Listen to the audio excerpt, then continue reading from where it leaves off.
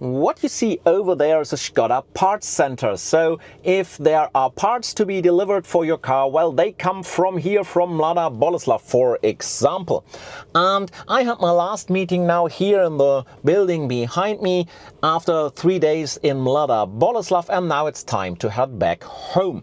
And it's 4:30 p.m. and I will hit the road right now. It's a Thursday.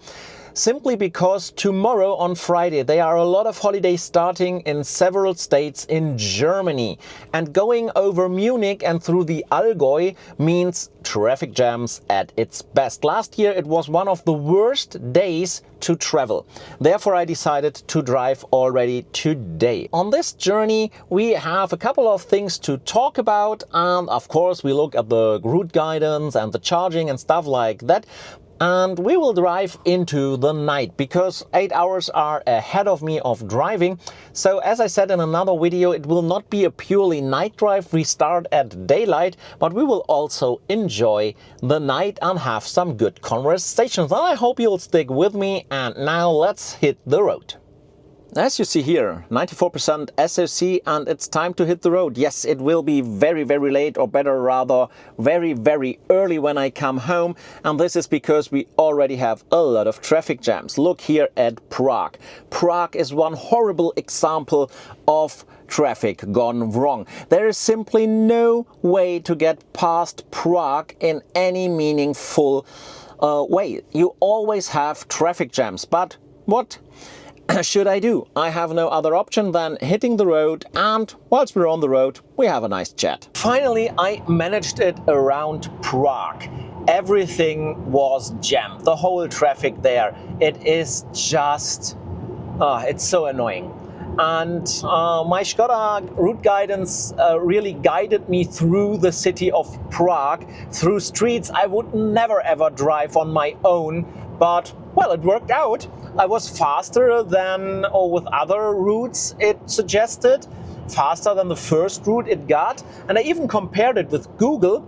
And if I would have gone the way Google would want to drive me, this would not have worked out well.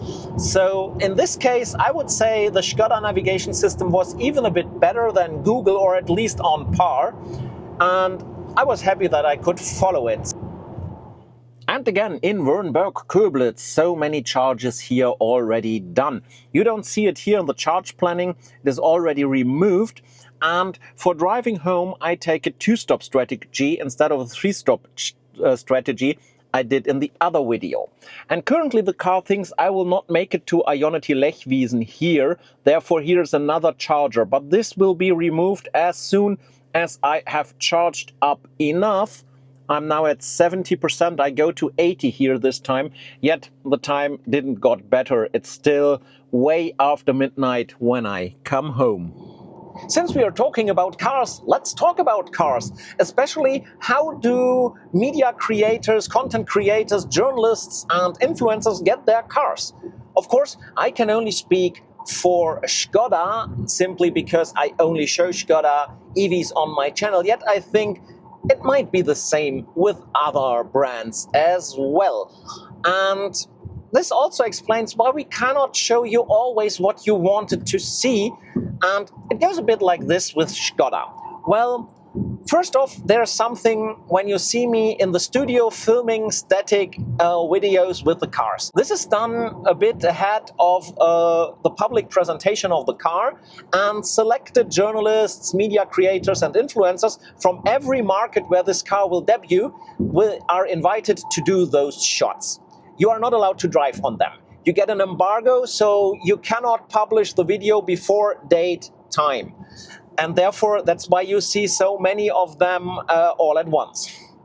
Then the next one is also organized by the manufacturer, by Škoda, driving tests. This is where you see the cars in action very often on different locations in different countries, where 10, 15, 20 cars are, and where they invite journalists and creators and influencers again to test drive the car. There's a bit of program around it. They tell you points of interest and shooting locations, maybe routes to drive. and normally you get a car assigned. You can wish for cars. Sometimes you are lucky and get one. You can exchange them if possible, if other journalists are willing to do so. And there you can really throughoutly test the car and do video or whatever media you are creating. But again, on those videos, normally you have an embargo, and at a certain date and time, you are allowed to release them. You can release them later, of course, if you like, but not before. When this is done, well, then cars go into the markets to the public relation departments of the country organizations of Škoda. So you've got the press cars. And these press and journalist cars are not many. More often, country organizations have only few of them, and they are rather booked out. And those cars are normally the top of the line, fully equipped and with everything you want. Of course, the Škoda wants to show what they got. This is the same with the driving tests. Normally you don't see many small cars there, only the top of the line. This explains also why it's sometimes so difficult to get specific cars with specific equipment. They have one big advantage. Most country organizations are willing to give them such a car to you for a longer period of time, maybe a week or even 2 weeks. So you can do really long tests. And when you look at this, at the options, you understand why when you ask, please show an LROC 50, it's hard for me to do so. There is no LROC 50 available in the market in Switzerland, and so I didn't get one. Or I wanted to show you the LROC 60 at least. So for my visit to Mladá Boleslav, I asked them, please do everything you can to provide me an LROC 60 so I can do a video with this version. And they promised me they tried, but it didn't work out. The day when I was traveling towards Mladá Boleslav, they told me, we are sorry, we don't have one.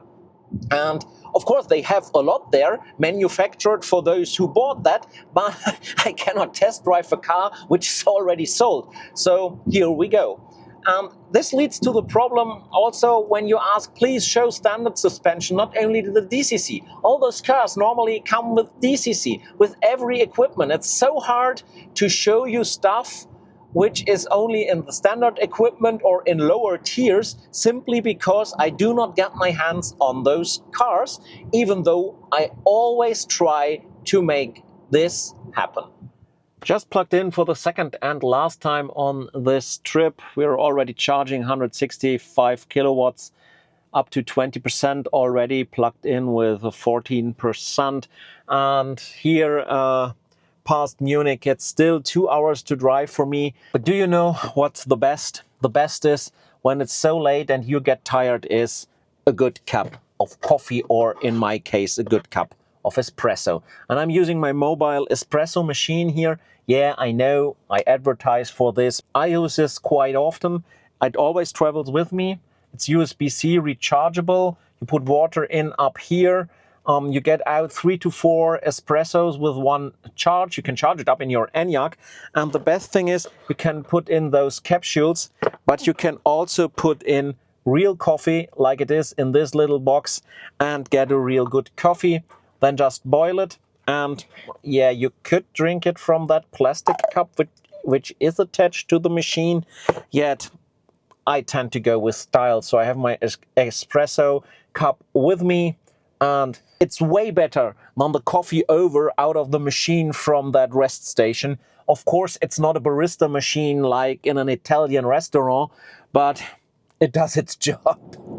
Whilst I was in Mladá Boleslav, I also recorded my very first podcast. Yes, you heard that right, because Škoda invited me to do so. They have several podcasts. One of them is the Explore Škoda podcast.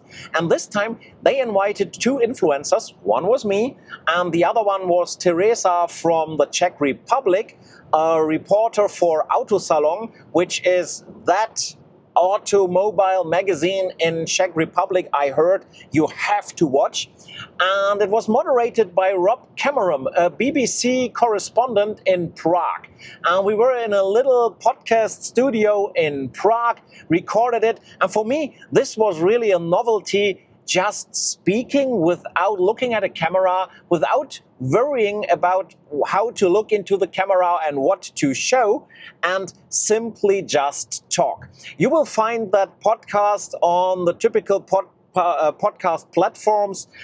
Maybe you look out for that. There you can hear me talk. That podcast, by the way, was recorded in English. Let's do the outro now, but because when I am back home today, or better tomorrow, I just want to go up to my bedroom and get sleep and do not have to record anything else. So we are now 550 kilometers from that, nearly 700 kilometers of a journey, and it's 5 hours and 30 minutes of a drive. So yeah, 100 kilometers an hour. That's the maximum I was able to reach today, with an average consumption of 22 kilowatt hours, 100 kilometers. That's not really low, but that is understandable. We had quite some rain on the road, we had quite some water on our journey, and a lot of wind. And on the German highway, I took my chances when there was no speed limit to speed up a bit and to empty my battery even more, so that it is not as full as it would be when I go to charging. And yeah, that leads to a consumption like this. Therefore, quite a nice journey, but there is one difference. And the difference is charging. If you compare this journey to my journey towards Mladá Boleslav, where I did 3 charging stopovers, you will notice that now, on my way back, I charged 47 minutes. And on my way to Mladá Boleslav, both journeys started with 100% SOC. Well, it was not even 30 minutes of charging. This is the difference. But for me, that was okay on today's journey. And now I'm really curious about you. Do you like night drives? I love night drives.